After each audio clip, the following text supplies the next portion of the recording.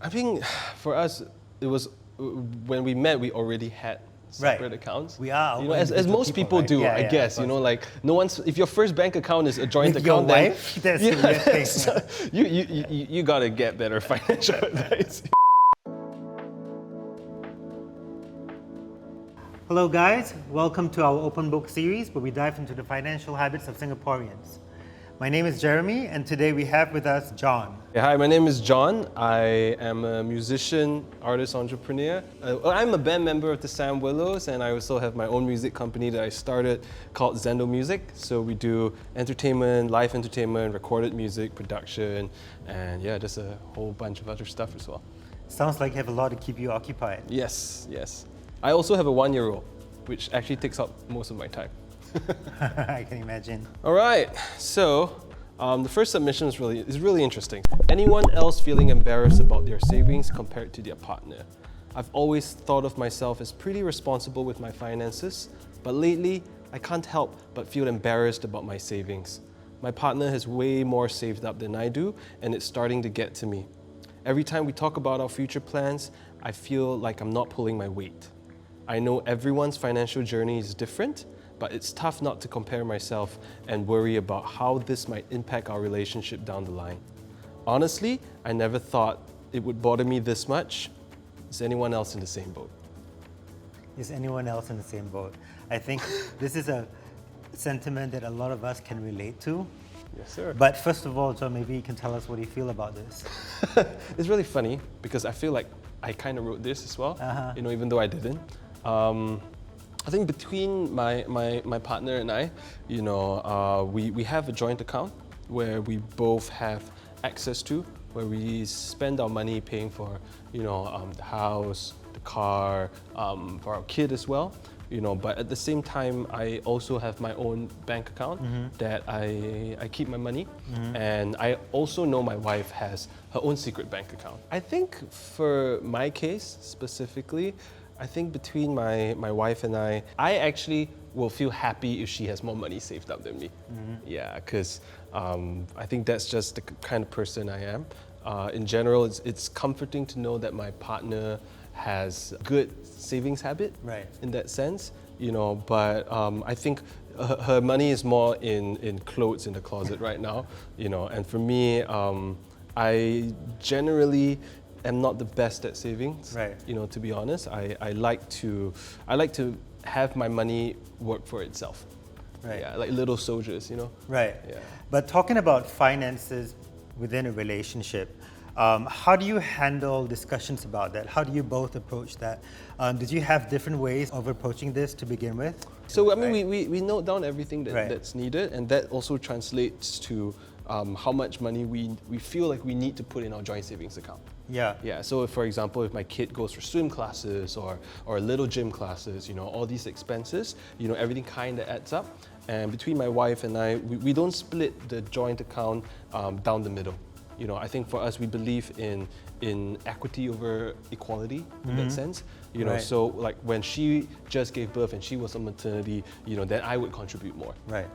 And then if it's a season where she's working a lot more than I do, and then maybe I find myself at home taking care of the kid a little bit more, then she adds in a little bit more for that month. Yeah, and then we just have different tools to help us, to kind of decide how much we have to contribute to our joint account. Right. That said, as a couple, you're both coming into the relationship as individuals. Do you face feelings of insecurity to begin with at the start, and how do you navigate that? I think when I first met my wife, I wasn't necessarily the best at managing my finances in that sense. But I think as I grew older, I think the time that we really had to sit down and talk money, dollars and cents was when we actually had to plan for our wedding. Because weddings are anything that has a huge undertaking, whether it's a house, your wedding, or buying a car, I think, or a child. Yes, of course. I think situations like that really put us in a place where we have to get over that discomfort in that sense. So now, 5 to 6 years later, it seems very natural for us, to talk about money. And would you have any specific advice for couples who might also have similar challenges? I mean, it sounds really rude of me to say, but I think just get over yourself and be okay to talk about it. Right. I think there's nothing wrong with that. I guess, you know, I mean, reading this submission, you know, there's nothing to be embarrassed about. I think whether your partner saves more or you save more, you know, I think there's really nothing to be embarrassed about. Right. I think what's more important is a sense of openness and a sense of understanding. Let's go into submission 2. Could you read that to us, please? Okay. Submission number 2. My spouse has a secret bank account that I don't know about. Should I be worried?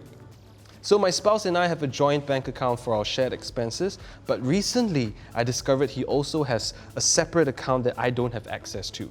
I asked him about the balance and he flat out refused to tell me. Now I'm really on edge, wondering if there's something he's hiding. Is this a red flag, or is it normal for some couples to have hidden accounts? I'm trying not to jump to conclusions, but the secrecy is making me anxious. Should I be concerned, or am I just overreacting? What do you think? Girl, I don't think you're overreacting. I think it's fair. I Yeah. think it's fair. And to me, the tricky part is when she said that she asked him about the balance and he refused to tell. Yeah. I think that's the part. a bit shady, right? Right. It's like, that seems a little bit shady. Like if my wife asked me how much I have in my balance, I'd probably give her a range. Yeah. You know, because I'll probably say, yeah, unless I check it right now, I'll probably say like between this amount to this amount, or maybe around this amount. I think that's kind of fair. Yeah. You know, so then, yeah, because if I were to ask my partner, it's like, hey, you know, how much do you have in your personal account? You know, my wife would also give me a range. You know, and I think that comfort as being partners, that range just lets me know that, okay, you're doing okay. You know, not so much, I mean, I guess it depends on what your purpose is as well, you know, but I don't think she's overreacting. I think it's fair. Was this conscientious effort or topic when you got together that you would both maintain your own separate accounts? Was it a topic that you discussed before?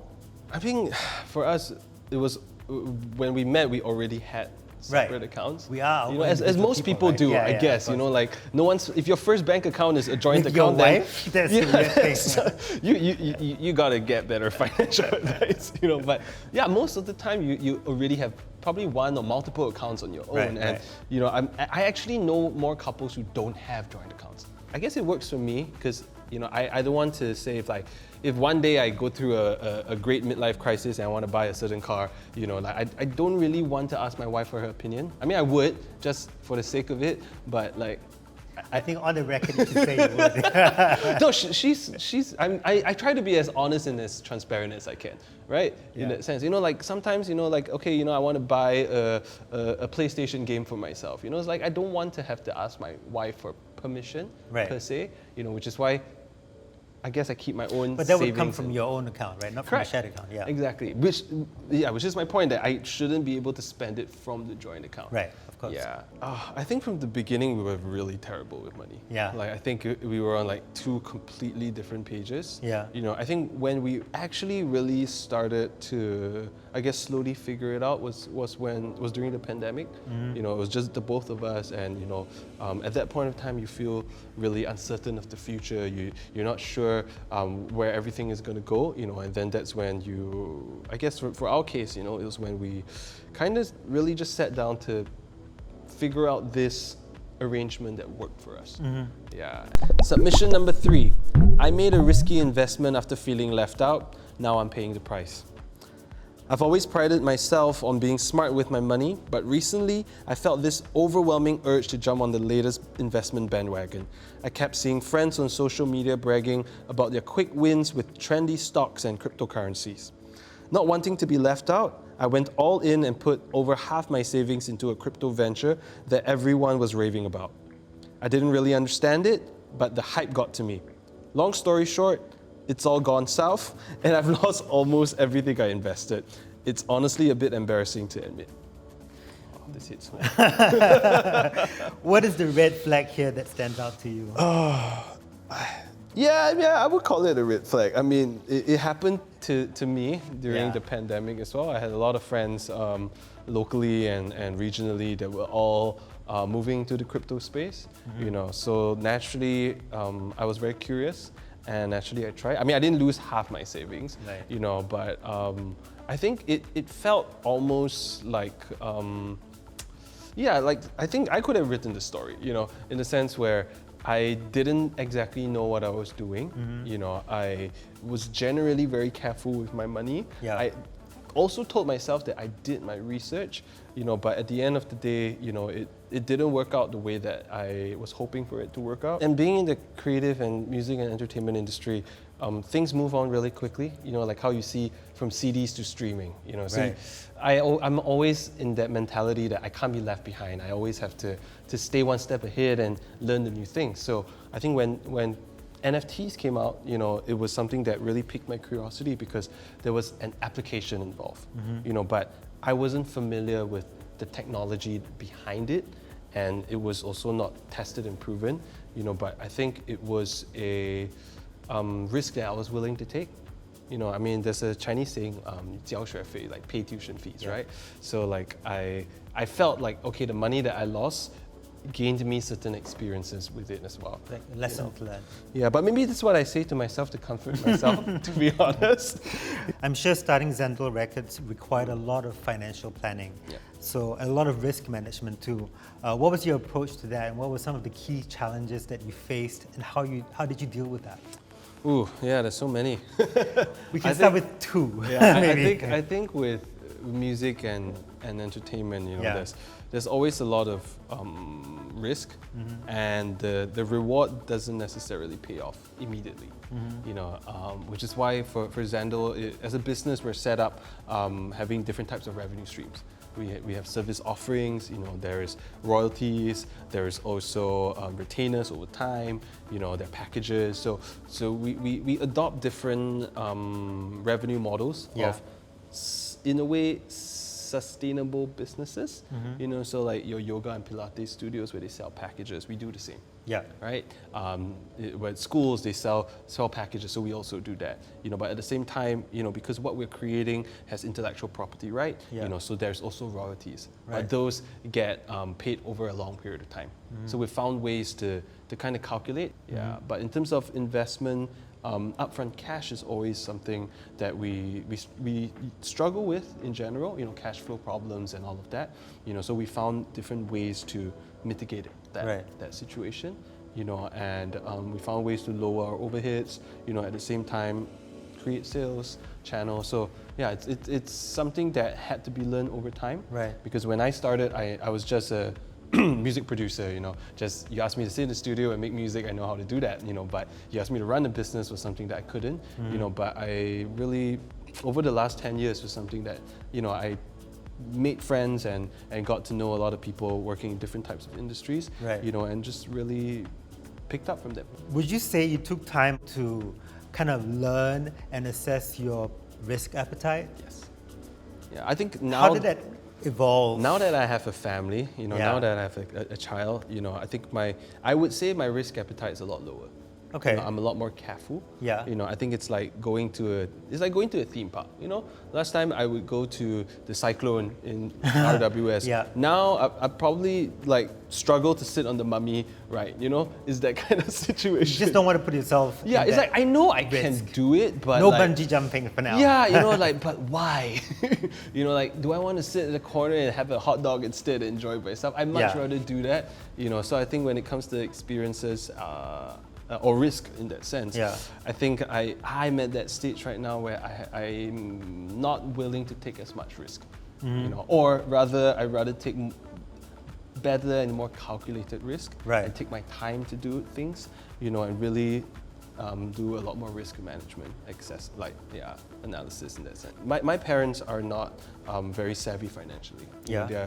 they were very straightforward, salary man, salary woman. You know, so to them it was always just saving and saving and saving and saving. And their mantra to finances was always, oh, you just save for a rainy day. Yeah. You know, and I mean, kudos to them. You know, I have respect for that. But for me, I like to be able to have the opportunity to have my money work for me, and at the same time, you know, not just saving, but also being able to spend money on experiences that otherwise I would not be able to experience. Yeah. And use these type of experience to then make more money, to have more money, to make make your more money money, to work make for more you, money. right? Yeah. Yeah. So I mean, it's that vicious cycle. I don't think I've got it figured out. You know, Right. I think it's a always step. journey. Yeah, it's a journey. Yeah. You know, and now with the kid, you know, it's like it's no longer just my wife and I. You know, it's no longer like dual income, no kids. You know, Right. that was a great time. I mean, for 5 years. You know, I recommend people. You know, if you get married, don't rush to have kids. You know, really enjoy your dual income and experience the world. But I think Yeah. now with the kid, really, it's like I think in the last 1.5 years, my entire mentality shift as well.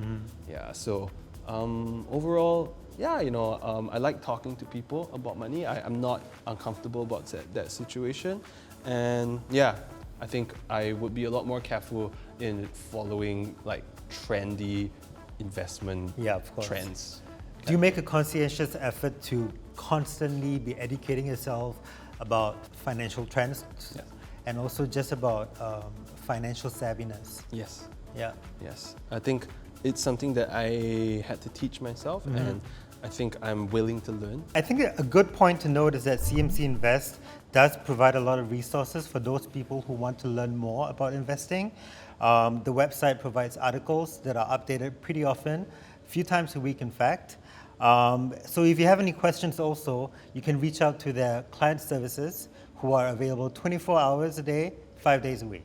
Yeah. Oh, and I remember seeing on the platform there's also these curated watch lists. You know, so if you want to know about like big tech, you want to know about gaming, you know, it's all there at your fingertips. At your fingertips. Ah, that's great. Okay guys, thank you very much for your time. We've come to the end of today's episode. But good news, CMC Invest currently has a special giveaway. Please go to the Instagram page to find out more. Until then, see you next time. Bye.